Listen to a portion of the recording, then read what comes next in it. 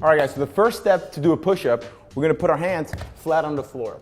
I want my palms down. I wanna be on my fingertips.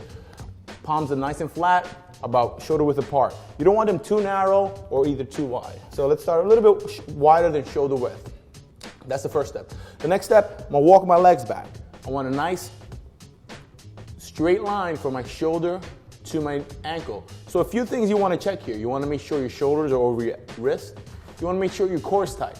Don't let your hips drag down. Keep your core nice and tight, hold it up. If you're a beginner, you can drop down to your knees, but one of the things you have to keep in mind is when you do that is you don't want to keep your hips up. You want to make sure, again, now we're going to create a straight line from my shoulder to my knee. I don't want to do a push-up with my butt high in the sky. Bring it forward, keep that core engaged. So if you're off your knees, all we're going to do, we're going to simply go straight down and come right back up.